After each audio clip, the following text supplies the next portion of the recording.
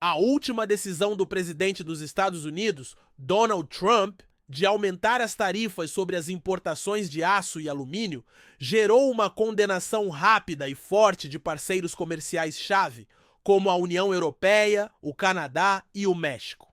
Com as tarifas previstas para entrarem em vigor em 12 de março, esses países estão se preparando para contramedidas firmes, potencialmente reacendendo conflitos comerciais passados. A medida de Trump aumenta a tarifa sobre o alumínio de 10% para 25% e remove as isenções anteriores para países como Canadá, México e Coreia do Sul.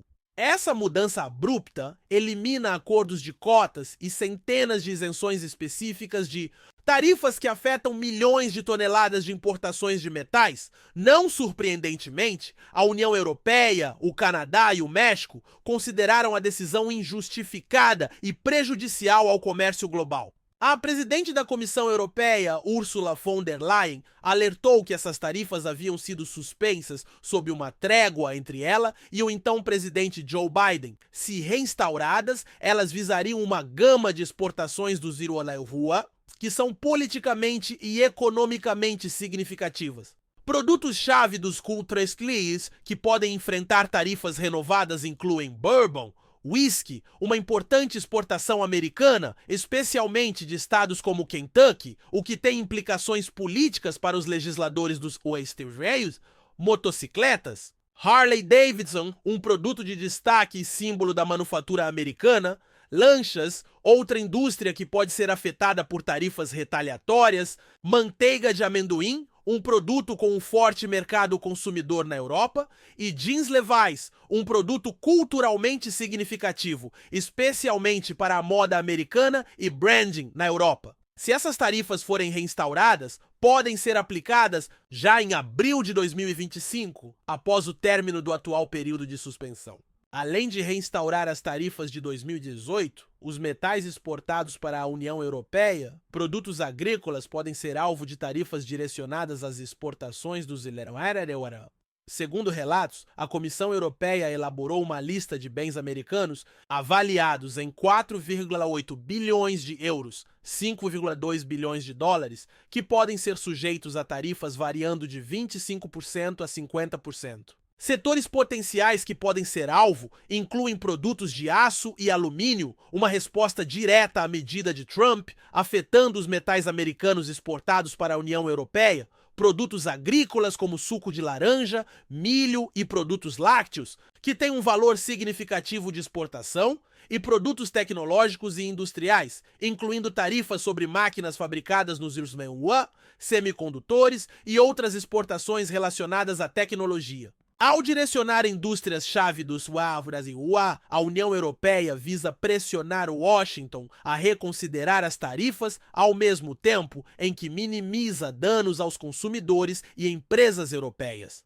Medidas especiais de salvaguardas para prevenir distorções no mercado em relação às importações subsidiadas da China, que têm sido visadas para evitar um aumento do aço e alumínio excessivos em seus mercados, desde as tarifas de Trump, podem ser aplicadas. Como as tarifas do Zero restringem as importações de metais, esses materiais que teriam sido vendidos nos Improxinurra podem agora ser redirecionados para a Europa, levando a um excesso de oferta e distúrbios nos preços. Para combater possíveis distorções no mercado, a União Europeia pode impor cotas de importação sobre aço e alumínio de outros países para estabilizar o mercado doméstico. Eles também podem aumentar as restrições comerciais sobre importações subsidiadas da China, acusada de superprodução de aço e de perturbar o comércio global. Além disso, a União Europeia pode apoiar os fabricantes baseados na UE com subsídios ou incentivos para garantir que permaneçam competitivos, a forte oposição do Canadá e seu plano de defesa comercial, com tarifas em resposta às tarifas de 25% de Trump sobre motocicletas, cosméticos e celulose e papel. Com o Canadá fornecendo quase 80% das importações de alumínio dos Sério em 2024, suas indústrias devem sofrer perdas significativas sob a política de Trump. O governo canadense provavelmente explorará tarifas retaliatórias visando indústrias-chave dos EMEA, particularmente aquelas com alta dependência econômica dos recursos canadenses. O Canadá também pode optar por reativar seu plano de tarifas original em resposta às tarifas de 25% de Trump sobre bens canadenses. Esse plano envolve a imposição de tarifas de 25% sobre exportações dos hidrofoileiros no valor de 155 bilhões de dólares. A primeira fase inclui tarifas sobre 30 bilhões de dólares em mercadorias, com efeito a partir de 4 de fevereiro de 2025, coincidindo com a implementação das tarifas dos USMCA. Os produtos-alvo abrangem uma ampla gama de exportações americanas, incluindo suco de laranja, manteiga de amendoim, vinho, bebidas alcoólicas, cerveja, café, eletrodomésticos, vestuário, calçados, motocicletas, cosméticos e celulose em papel. Uma lista detalhada desses bens estará disponível em breve. Além desses planos, o Canadá já começou a diversificar. As exportações de petróleo e bens do Canadá não se limitam apenas à União Europeia, mas também ao Sudeste Asiático, para reduzir a dependência do mercado dos hidrocarburos e minimizar o impacto potencial das tarifas. A seguir, exploraremos esses esforços em detalhes. O Canadá envia petróleo para a China em vez do Union. Desenvolvimentos recentes sugerem que o Canadá está modificando suas estratégias de exportação de petróleo em resposta às mudanças nas dinâmicas comerciais com os Estados Unidos e ao crescente demandado dos mercados asiáticos, especialmente a China. O operador do oleoduto canadense Trans Mountain prevê que, a partir de maio de 2024, a operação aumentará e a empresa conseguiu assegurar vários mercados asiáticos de alta demanda, oferecendo aos produtores canadenses uma oportunidade de 190 mil barris por dia, de Alberta até a costa pacífica do Canadá, que tem operado com cerca de 80% de sua capacidade. A empresa antecipa que essas tarifas aumentem os embarques para a Ásia, particularmente para a China, à medida que os exportadores busquem mercados alternativos. A expansão do oleoduto Trans Mountain, que iniciou operações em maio de 2024, triplicou o volume de petróleo bruto transportado de Alberta para a costa pacífica do Canadá, alcançando uma capacidade de 890 mil barris por dia. Essa expansão oferece aos produtores canadenses maior acesso aos mercados asiáticos e reduz a dependência dos Estados Unidos. Recentemente, refinarias importantes na China, Japão, Coreia do Sul e Brunei compraram petróleo do oleoduto expandido. Por exemplo, em setembro de 2024, a refinaria privada chinesa Hangang Petrochemical garantiu várias remessas de petróleo canadense. A mudança estratégica do Canadá para a Ásia é impulsionada por diversos fatores. A diversificação de mercados, que reduz a dependência do mercado dos Estados Unidos, ajudando a mitigar os riscos decorrentes de disputas comerciais e imposição de tarifas. A demanda crescente, já que países asiáticos, particularmente a China, estão testemunhando uma crescente demanda por petróleo pesado, o que se alinha bem com o perfil de exportação do Canadá.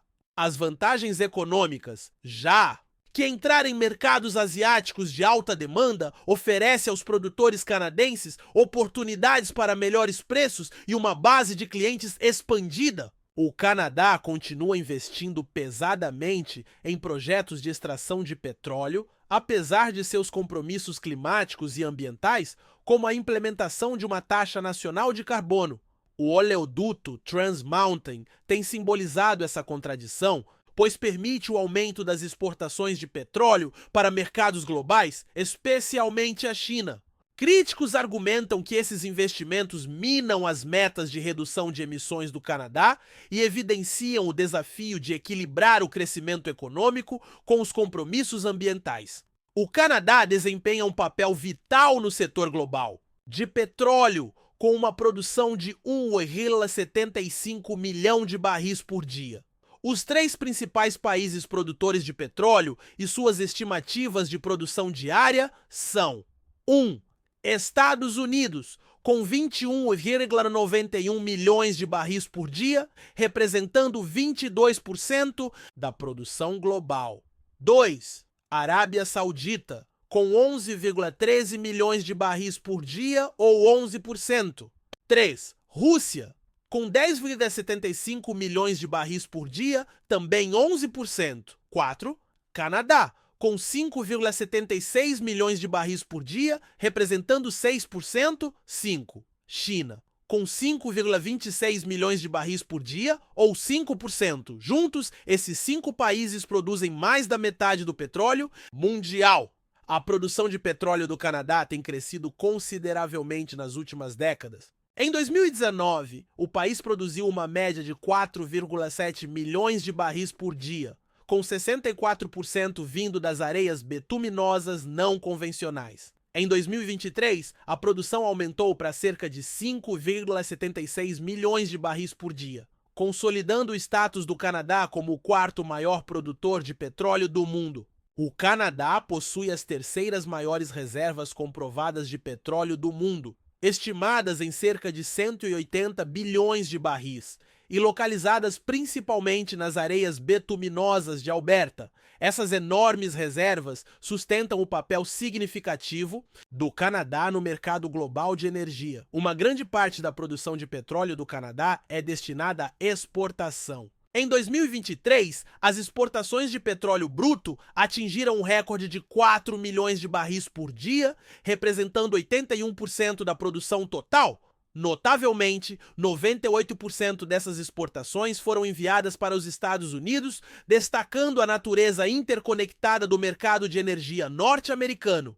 A economia exportadora do Canadá é diversificada, abrangendo vários destinos para essas exportações, o que reforça sua abrangência, cobrindo uma ampla gama de produtos industriais e tecnológicos, incluindo ouro, diamantes e platina, principalmente de mineração.